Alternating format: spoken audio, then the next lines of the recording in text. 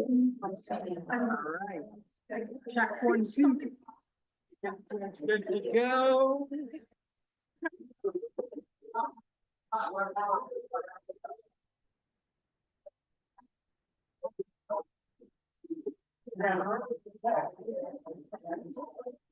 Recording.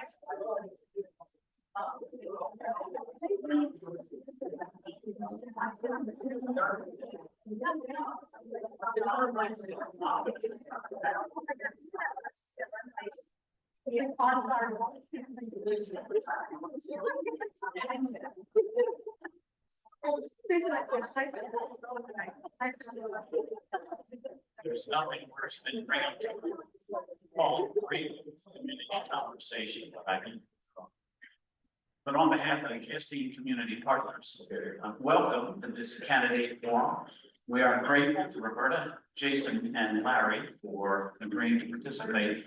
And we're actually equally grateful to those of you who are both with us in person and those who are with us virtually. We have compiled a list of questions which are intended to provide each of us voters here in town with some idea of where each of these candidates stands on several issues. And so we will rotate those questions back and forth. And when we finish those questions, we will take questions from the audience, if that is okay. To the extent that you have ideas and suggestions or complaints and criticisms, these candidates will also be around even after this meeting comes to a conclusion. But we are glad you're here. We're going to have a hard stop at an hour. And I think we shall wait just a moment and then we will begin. So I'll start and we'll go left to right and start differently on the next one. But why are you running for this office? And what personal background, interest, or experience makes you suited for this role? Hi.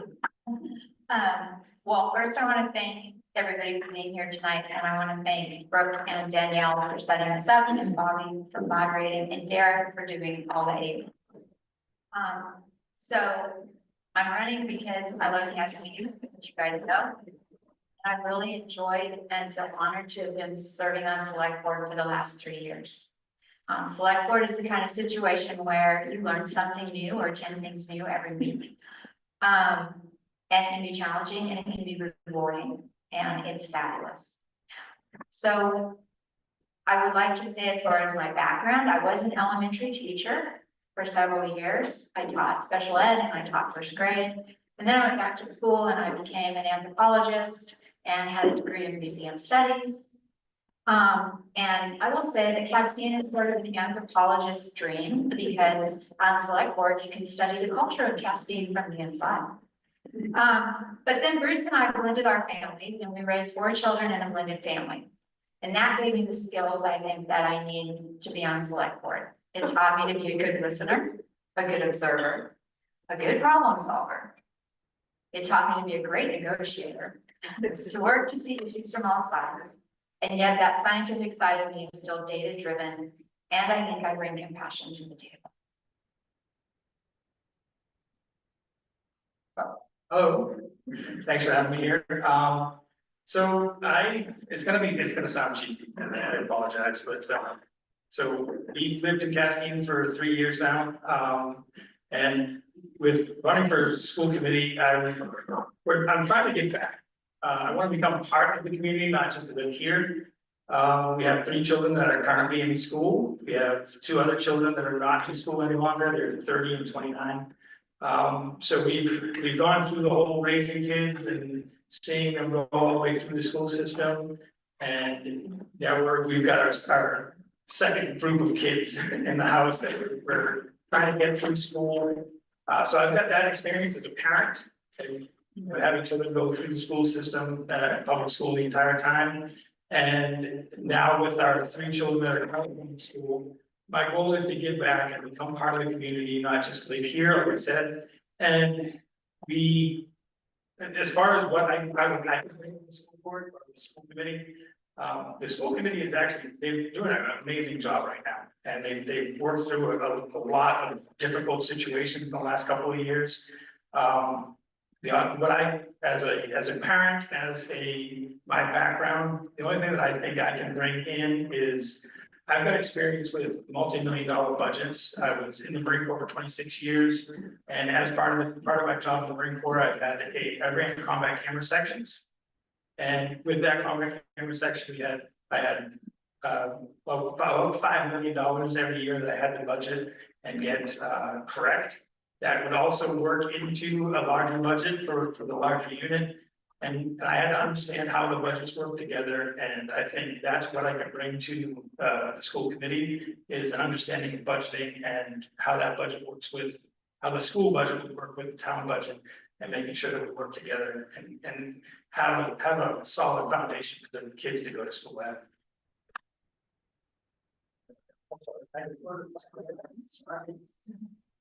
This is not the first time I've run for election to something library related. In the 4th grade, I ran for librarian of the day. Under the slogan, Rosen should be chosen. My opponent, an early and ardent practitioner of negative campaigning, ran on the slogan, Rosen should be frozen. I grew up with Carnegie libraries and later with university libraries. I owe a lot back to those institutions. I spent 20-odd summers here in Castine, living mostly on my boat and then renting somewhere in town. And for the last couple of seasons, I've been a full-time resident here. In 40 years I taught at Princeton. I was on the budget committee for the university a number of times. I was chair of my department for well over a decade and ran the budget there, and a bunch of colleagues, which was rather like herding cats.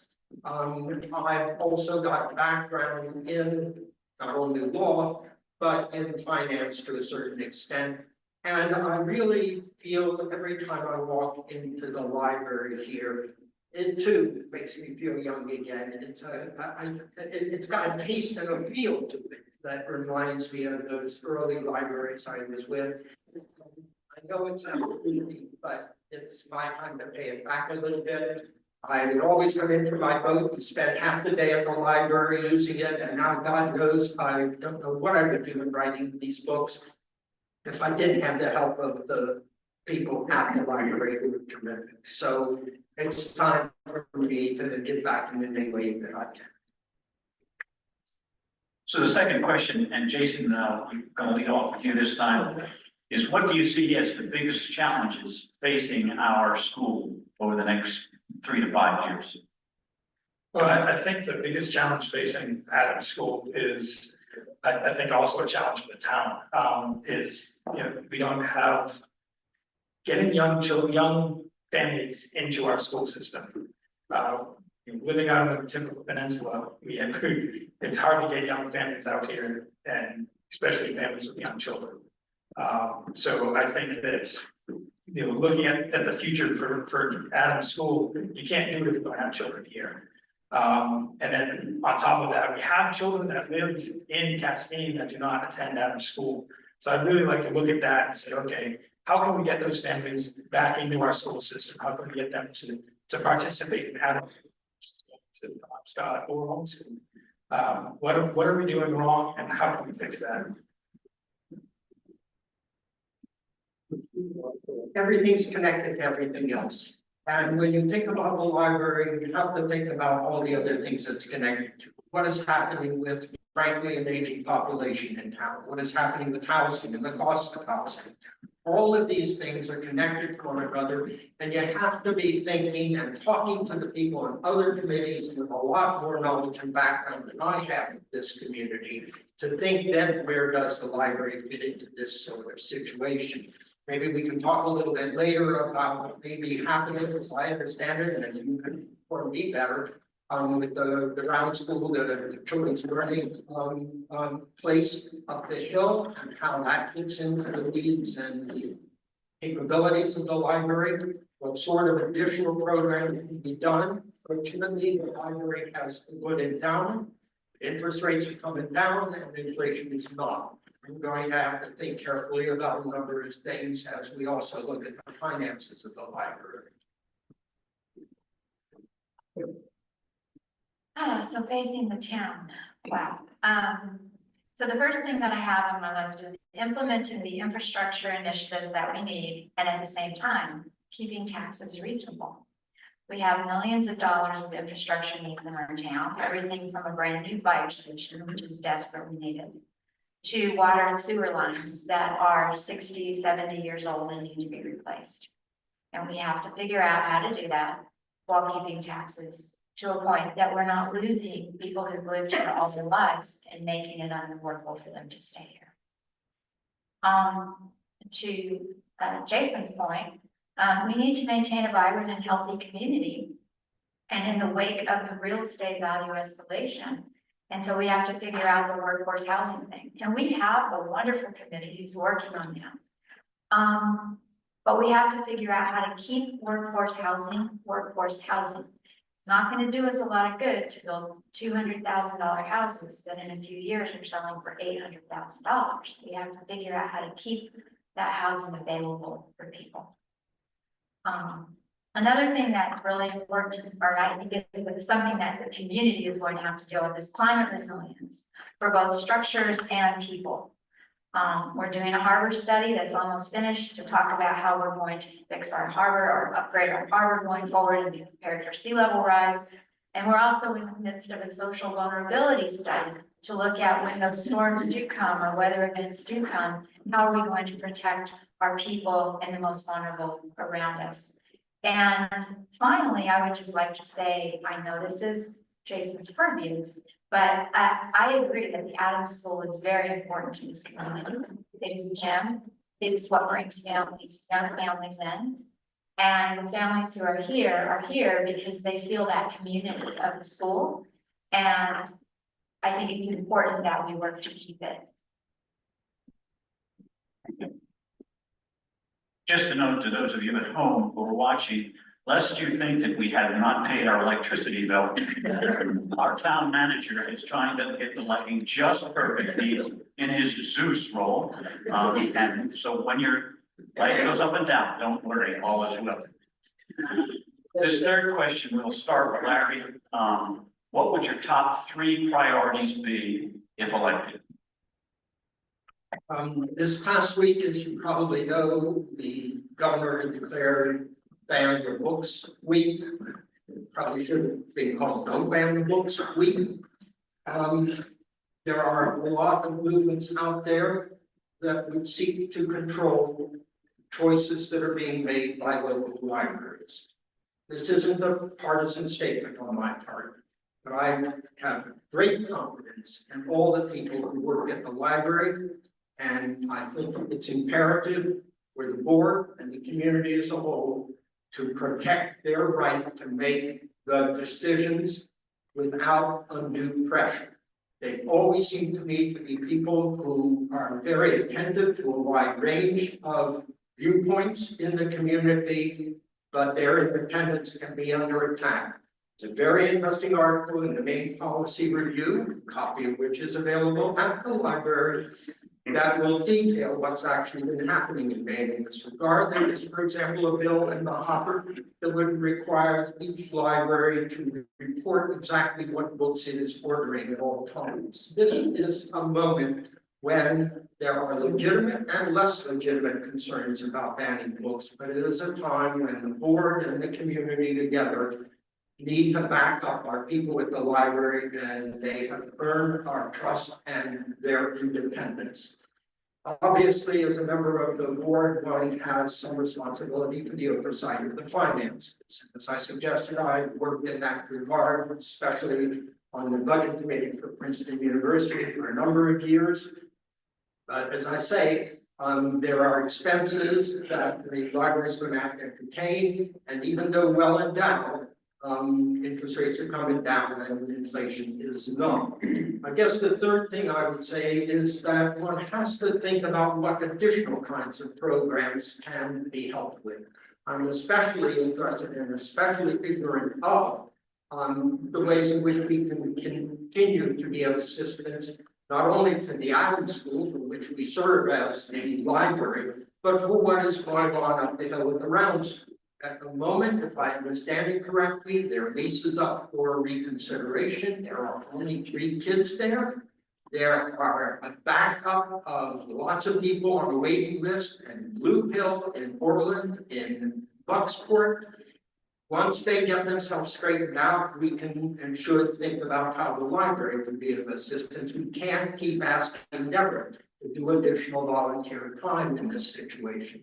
So those are the 3 things that I think are most important at the moment. Equal weight to all of them, but not the least of them being to back up on these wonderful, wonderful people who work at the library, and especially if they're put under any kind of pressures about the decisions they are making about how they serve them. Okay, so my top 3 priorities, 2 of them I bet you've never heard me talk about before. The first one is the comp plan implementation. As everybody knows, I ran this time because I wanted to make sure that our comprehensive plan was implemented this time. And Ina and I have been working very hard on creating an implementation plan with committees and not committees, with work groups. And so that's something that I really want to get done in the next few years. It'll take 7 to 8 years to get it done. But it's really important that we make sure that we are making decisions for Castine instead of not making those decisions and then allowing the legislators and Augusta to make decisions for Castine. And it's also important that we understand that we need continued adaptation, and that there will be things that we might change that in 4 or 5 years we might change again, but that's okay because we're changing them for Castine and it's us that's making the decision. The second thing is the new fire station. I will say it one more time. We have 4 trucks. We have 3 bays. It does not work. The firefighters and the EMTs do not have ample room to do their trainings on site. The new trucks that we will eventually need to buy, a new fire truck, the new fire trucks will not fit in our existing 60-year-old building. It just won't happen. So we really need to get this done. And at some point, we need to know that paid firefighters might be in our future. And so in this new fire station, we need to put some sleeping quarters in, or at least plan to have some sleeping quarters put in, so that when that happens, we are prepared. It's all about being proactive instead of reactive. And finally is one that you may not have heard about so much, but it's something that every year at budget season I bring up, and we try to hash it out, and it hasn't worked out yet, but I'm not giving up. I want running water at the transfer station with bathrooms and sinks. And I want Nina and Joe and Corey and everyone else out there to not have to use a porta potty anymore. That is very important to me.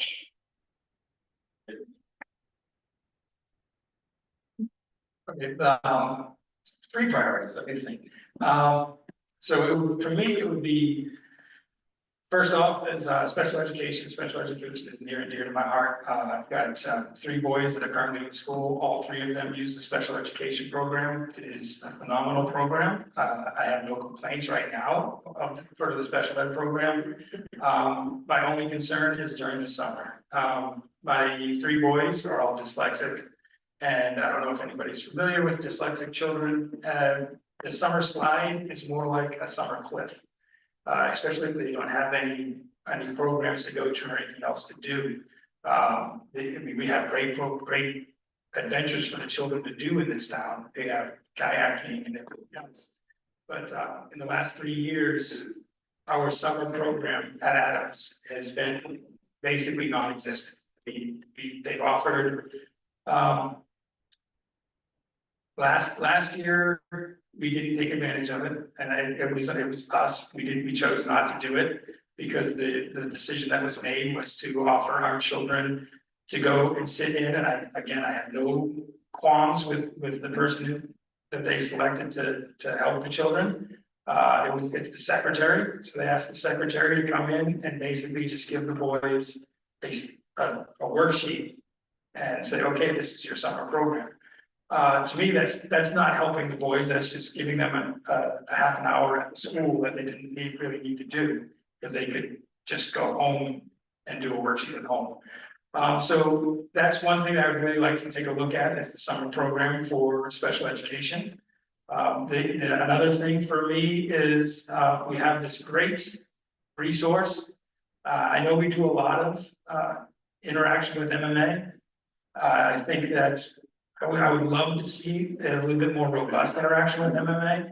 I'm sure there are students over there that we could talk into maybe doing tutoring or offering tutoring for our students or something along those lines. They have really great programs over there. We did a shipbuilding or a boat building program this past year, which was phenomenal. And we could just work on those and try and utilize the MMA resource that we have right in our backyard for our children at Adams School. I think that would be great.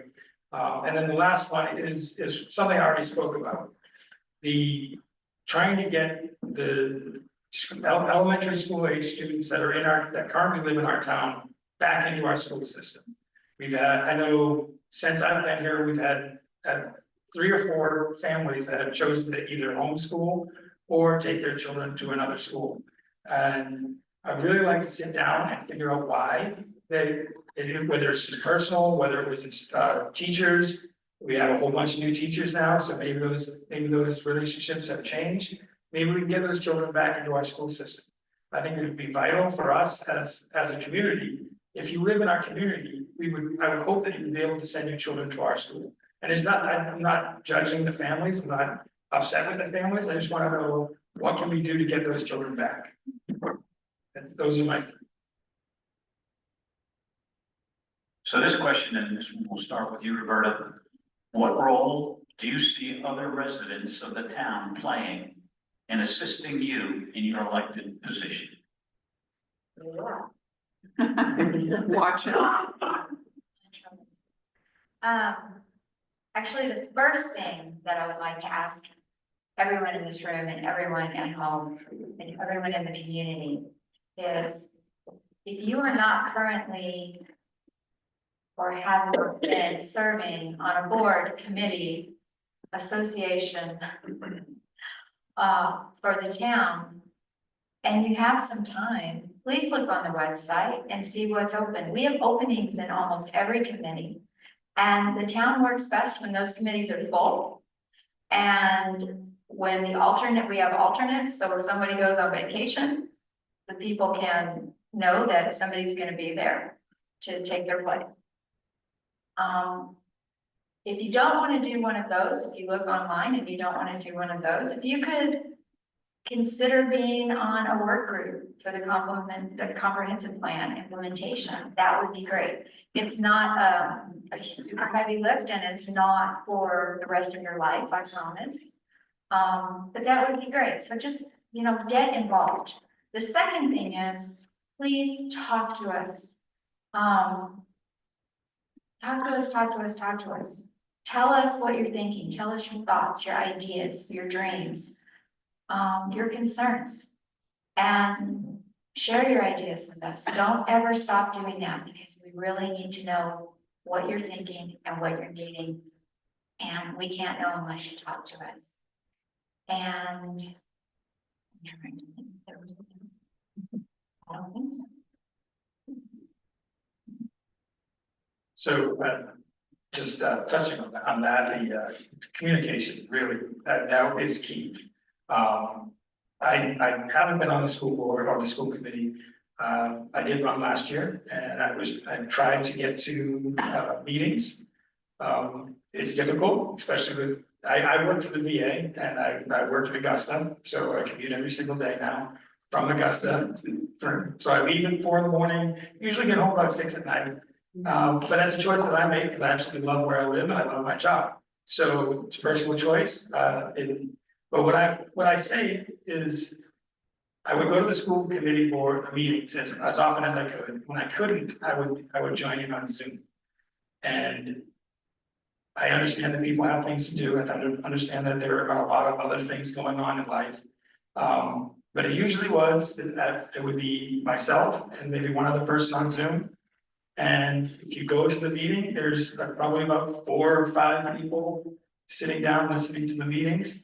I think we need more interaction. We need to understand what the committee does. We need to have families that have children in the school actually take an active role and communicate with the committee on what we would hope to have going on at the school. So that is one thing. And then as far as wow, sorry, I just went blank. I was gonna go somewhere else, but I just went blank. Sorry. No, I think that's it. Sorry. ADHD. Some years ago, the electricity went out all over Princeton. You know where people went? They went to the library. Their kids, their dogs, everybody clustered together in the library. I know that if the electricity sort of goes out here, beside the fact that you have your generators, where are people gonna go? They're gonna go here, they're gonna go to the churches, they're gonna go to the library. Those institutions are the places that will attract us because those are places we trust. I think that, just as my colleagues are saying, listening to what people have as suggestions is a large part of what they can contribute to the library, but also various kinds of activities that people can do there. I just love to walk in there and they're playing mahjong. Last winter, just to talk myself, since that seems to be what this is all about.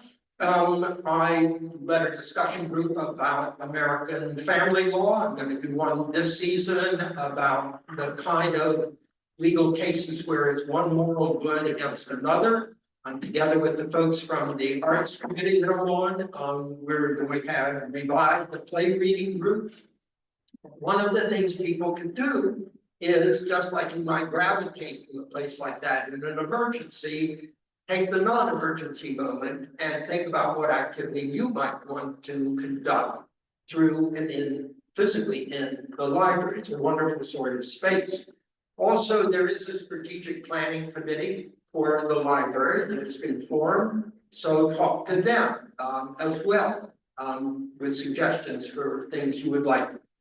The whole idea of additional programs, I think it's just spectacular what these folks have been able to do. But if there are other kinds of programs, we have the wherewithal to try to finance them, and we should experiment. This is an aging community, but it's also a community that's very, very lively. So think of the library, tell everybody that's the venue. When the lights are dim a little bit, for sure, show up at the library. That's room for all of us. So each of these 3 had the opportunity to make up another question for themselves. And Jason, you gotta be making up your own, because I didn't get one from you. So when it comes to you, gotta ask the question and give the answer, if that's okay. So we'll start with Larry. And you touched on this to a certain extent already. In what ways can the Witherly Library be of assistance in offering programs, new programs for children, to include the Community Childhood Learning Center? That was your question. Yeah, this is something I don't know terribly much about. Need to find out more about. The Community Children's Learning Place. As I mentioned, my understanding is that their lease is up for grabs, that there aren't very many children there, and there are a lot of people who would really like to use the place. Deborah has been volunteering time to help out over there, but until they get their act together and things get settled, it's a little hard to know what exactly the library can and should contribute, but it's an important part of the community and an important place once they get settled for the library and the library board to figure out how best we can be of assistance to them. I'm told that there are about 10 families in town who homeschool their kids. They are certainly welcome at the library as well. Are there particular kinds of programs that are great for them? I'm also told that a lot of kids after school hang out at the library. What's wrong with them? I mean, they're supposed to hang out on the campus smoking funny things. You know, seriously. And it's very wonderful that they feel that that's where they can come and hang out, but it is additional concerns for how best to treat that kind of a situation and to work with the schools on that kind of a situation. So I think that this question of the additional facilities and institutions that are available here in town, including the routes, are things that need to be thought about, as well as, just to come back and beat on my little drum a little bit, I don't know what the future of this town and the library look like, given the age structure. You know, please don't quote me on this, and you should turn off the machine, but maybe what we need is a resurgence of COVID once a decade, so more people move in here.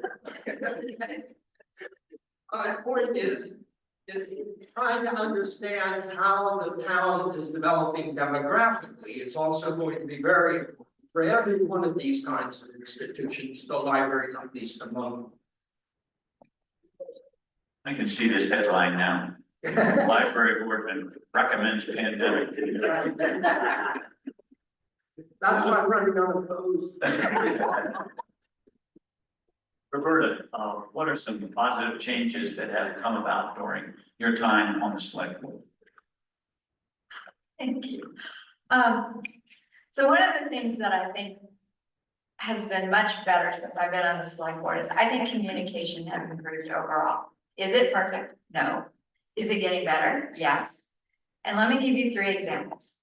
When I got on the select board, I learned that because we have 3 members and 2 members speaking about anything is a quorum at a meeting, especially if they were talking about something in town about an issue, that would be a quorum and it would be a meeting and it would be illegal. So we couldn't talk to each other when I got on the board outside of the meeting. And I made the town manager quite insane at the time because I sent about 6,000 emails a day saying, what about this? And can we do this? And what about this? And I'd like to do public engagement about this and blah, blah, blah. And finally, the select board chair said, for God's sakes, give the woman a work session. And so work sessions began, and they are the greatest thing because the 3 of us can sit down, we can talk about things, we can give opinions, we can say, hey, let's research that more, let's find out more. And it's been, for me, it's been the greatest thing ever. The second thing that we've done differently is we've added board and committee report outs. And so every standing board and committee comes to the select board at least once a year. Some come 2 or 3 times. And even the library board and the school board have been kind enough to join us and just tell us what's going on there. And talk about numbers and activities and events. And it's been a wonderful thing for select board members. It's been a wonderful thing for community members who might not have heard it in another venue, but maybe heard it at a select board meeting or saw it in the paper because it was at a select board meeting. And it's been really great for all of us to learn more about what people are doing. And the third one is the text messaging system. And I really give Sue a lot of credit. She stuck with me last year and we got it going. And it's been great. We wanted to do away with the winter parking ban on the streets. And we couldn't do it unless we had some way of letting people know that it was gonna snow and you needed to move your car or that we were gonna have a problem when we plowed. And we implemented the text messaging system. I think everybody who has signed up, you get notifications about meetings, you get notifications about snow incidences and storms, and it's worked out really, really well. We have some more things that we're working on that might be coming soon. But I think we're doing better every year. So the second thing is that, I have here written regional connections and alliances. And it was really interesting to me when I first joined the select board and started going out on the Blue Hill Peninsula to meetings and different classes and stuff. And I would walk in and people would say to me, and I am not kidding, people would say to me, "Where are you from?" And I would say, "Castine." And they would say, "No, you're not. Castine never comes. Castine never shows up." And I took that as a personal challenge, that Castine was now at the table, and we were going to continue to be at the table. And Castine shows up a lot now, and they're probably getting tired of us, but we show up a lot and we have opinions and we have ideas and we share them. And I think that that's really important. We've done a lot of work with groups like Peninsula Tomorrow to do peninsula-wide grants. We've done a grant for wildfire prevention that, thank goodness, Randy Stearns was kind enough to jump in and along with Derek. And we're working on a peninsula-wide wildfire protection plan. We're working on a housing grant that we got through Hancock County for several different communities on the Blue Hill Peninsula that takes a completely different look at housing and what things we can do, starting with what contractors do we not have? Do we need plumbers? Do we need electricians? Do we need painters? Who do we need? And how do we get them? And how do we house them to start? And we're also working on the social vulnerability part for the climate change. So we're doing a lot. And the last thing is that last year, God knows why, but the Maine Municipal Association allowed me to sit on the Legislative Policy Committee. And it has been amazing. I get to sit in a room with select board members, town managers, mayors, planners, clerks, finance officers from all over the state. We go through every piece of legislation. Last year, we went through every piece of legislation that would touch a municipality. And we discuss it. And we discuss what's good about it, what's not good about it, what changes do we want to offer, etc. It has been the best crash course ever in urban versus rural, coastal versus inland, 5,000 population towns versus 1,000 population towns. It is amazing how everybody thinks in this state, and it has been great to see it. And it's been even better to have the Blue Hill Peninsula have somebody there to say, well, wait a minute, on the peninsula, we need blah, blah, blah. So those are some things that I think have been better. So you get to pose your own question and provide your own answer. Okay, well, okay, I'll ask myself a question I don't know the answer to. That's accurate. So my question is, what is the role, what actually does the school committee do? And what does the school union do? And to be honest, I'm not 100% sure what the school union does. I know that they help, I know that they do some behind the scenes things. But I would like to know more on what they do for our town and what they do for our school. As well as I would like to know more about what the school committee does. I don't fully understand everything that happens because you go to the meetings and then rightfully so, there's times where they go and they do their thing and then they come back out and we're like, oh, okay, so hey, okay, decisions were made, but I have no idea. So I would like to know more about that. I would also like I said, like to know more about what the school union does. With that said, if I don't know, then my concern is that other parents don't know. And if other parents don't know, how are they going to be reassured that the school is running correctly? As well as, how are they going to be interested in running for school committee if they don't know what school committee does? And how are they going to be interested in what's going on with the school union if they don't understand what the school union's responsibilities are? So what I would like to do is I would like to once if I do get elected, I would like to you know, and maybe try and put together some kind of education period where we can educate the families on what it is the school committee is responsible for, what the school committee does. That way, other parents can look and say, okay, well, that is something that I'd be interested in. Instead of next time, maybe there's not just one person up here running for school committee, maybe there's 3 people up here running for school committee, because now they're interested in it. I think that would, in the long run, it would help the school committee, because then you have a wider group, a wider selection. Not that I'm saying I want to run against anybody, because this is much easier, but I think that if you have more people interested, you have more competitive, then you get, you know, a more active school committee. And I think that benefits everybody. Terrific. We will now seek questions from those of you who are here, and we'll start in reverse order. A question for Larry.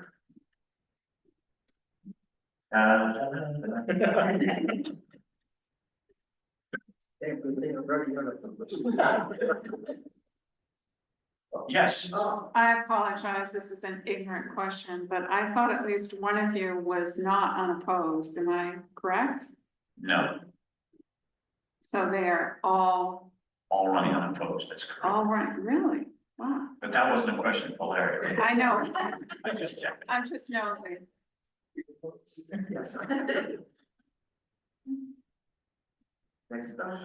have a question. Thank you, Dan. Larry, I love the library, but sometimes I feel like there's like not enough things that I would enjoy going to, like, groups and things. Like what types of programs do you think the library could offer, that they don't offer now? Yeah, Can I, for those people who might not have heard Dan in the back, the question was, what kinds of programs, additional programs, could the library offer, just using its imagination and its facility and its capabilities?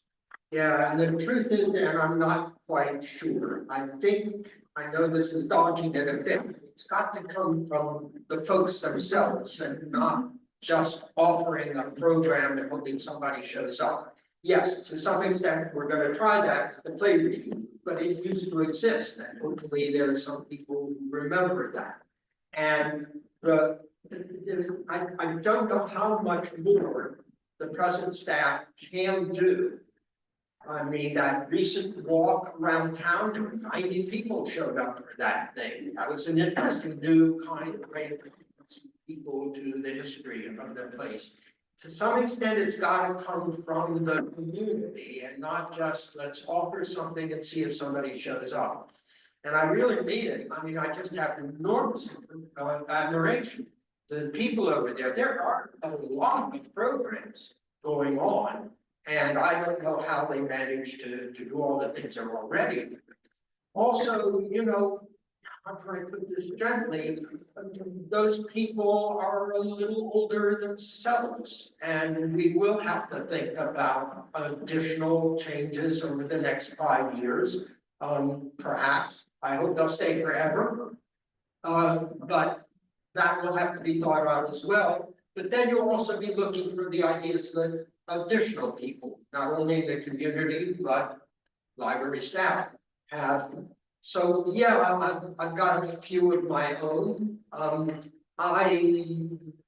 For example, as well, know that they're going to be changing around some of the landscaping and the like. One peculiar thought on my part was my people on a totally voluntary sort of basis in town devote kind of space for maybe the kids to develop a natural vegetation sort of thing in their front yard. So when a little tuner trailer comes by, they point that sort of thing out to people and disperse things into the community a bit more. Down by the harbor, there's a bring a book, take a book sort of thing. You want one of those in front of the library? Not a bad idea. The point is, I think people already have an awful lot of attachment, the summer people as well as the year-round people.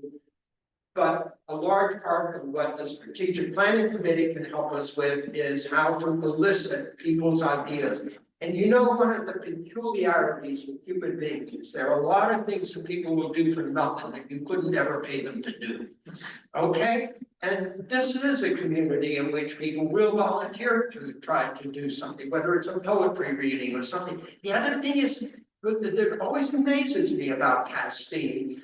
There are all these people whose professional lives and whatever it was, focused on one particular thing. They've got these secondary and tertiary interests that are to a phenomenal level.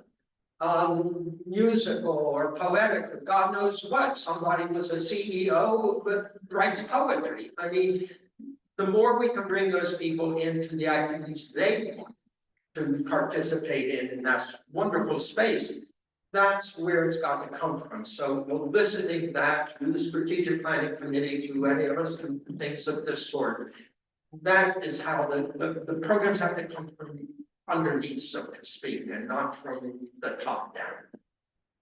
Well, while I wait for a question for Jason, the town manager rapped me on the knuckles because I gave you, Sheila, an inadequate answer.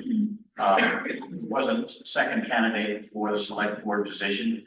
That person dropped out, but it was done at a time too late to take the person's name off the ballot. So when you show up to vote, there will be another name, but he has withdrawn. So I'm sorry, I gave you a short answer. Thank you for that clarification. A question for Jason.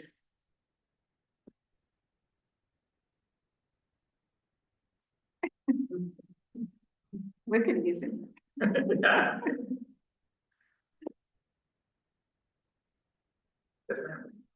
Well, obviously, I don't have kids at the Adams school yet, any at all. But my grandson, who's now grown up, has profound dyslexia and had to go to special schools and special learning. And I don't think he really read to do this. I don't know. So I have a passion about special. So is there anything that one can do if you're more on the senior side and you're not a parent? Is there some way you can give back to that? Because I'm so grateful for the work that was done with my grandson. So the question was born of Jason's statements, comments, suggestions with respect to special education services. The question is, are there things that we who live in the community could do to assist, if I'm getting this right, in that? I don't know if it's under the purview of the school committee or not, but I would absolutely think it would be amazing if someone like yourself would be interested in helping during the summer, especially, like I said, the summer program for us hasn't really existed in the last couple of years. So just the ability to say, okay, look into the community and say, you know, we would be interested in helping out. And I don't, like I said, I don't know if that would be something that would fall under the purview of the school committee or what we would have to do to make that happen, but that would be something that I think would be phenomenal within the town to have something like that. A question for Roberta. Yes. Is there a plan for 2 years, 5, 10, 15, in order to try to do some more commercial development for the tax base of the town? You know, you pointed out it's an aging community, and I've heard it said, oh, if we only had another Deborah Polio, and that really is not the best kind of financial strategic planning. Okay, thank you. So, I'm sorry, the question was, does the town, the select board, have a plan in the next 1 to 5 years to expand the pace of commercial development in Castine? So the select board per se does not have such a plan. However, the comprehensive plan that I keep talking about is a plan that every community in the state is encouraged to create every 10 years. If you don't create a comprehensive plan, you're not available for grants and loans from the state, especially those related to economic development and other kinds of development. And that's why we worked for almost 3 years to write the comprehensive plan. And so within that, there is an economic development chapter that was fairly robust. And it had lots of ideas and plans. And so whoever works on the working group for the economic development part of that will be working with our development and community and economic development director, let me get it right, Ina Schoberg, to create that plan along with the select board. And they'll make recommendations to us, and we'll send ideas back, and we'll work together, and we will create that plan for the community. And hopefully we will have a 1, 2, 5, 10-year plan going forward, but right now, no, we don't. I don't want to be, throw it open. Are there questions that burn in your soul that you would like one of these three to respond to? Yes, you know. This is not, it's follow up on the question of special programs like for dyslexia. What is being done in the other towns in the educational district? You know, Are there any programs in other schools? Is there funding in the larger group of, how many schools are there in our school district? 5 or 6, aren't there? Can I, the question was, are there other programs focusing on special needs in our surrounding communities? And I will tell you that I'm not sure that's a fair question because you're not on the school committee yet. But if you have an answer for Cadillo. Well, I'm sorry, I don't necessarily have an answer, no. I do know that it is my understanding that there is money through the school union for summer programs, or summer tutoring. And it was never offered to us. And I don't know if that was a failure through the school union, or if that was a failure through the school, or how that all works out. And it might not be 100% correct, but it was my understanding. As far as what other programs are within the school union, I do not know. And I don't know if any other schools are doing a summer program, or if they're utilizing any of the other programs during the summer. And I'm assuming that's what we're talking about, it's the summertime. I believe there's 8 other schools in the school union. 5 total. 5. Or 4 others. Okay, I'm thinking like soccer, we play a whole bunch of other teams. So there's 5. I think, unless I hear other questions by the authority not vested in me, but given to me by Brooke, I would like to thank our 3 candidates because you may be unopposed, but it's no mean feat to sit here and talk about what your hopes, dreams, and aspirations, and we're grateful. And Dan, you're the select board, but right now, we're about to close. Yes, sir. Okay, I just want to say that it was so lucky to have 3 outstanding people running with this position. And I'm just so touched by this, and I just want to thank all of you.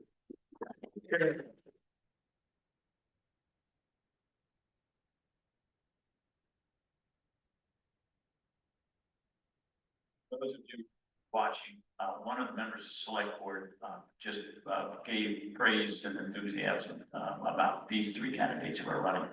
But we do need to thank Brooke and Danielle for what they did to set this up. The 3 candidates for being here, and our town manager spent an hour and a half. This may look like a simple system, but he spent a lot of time putting this together, and we're very grateful. Thank you all for being here. I think we're adjourned.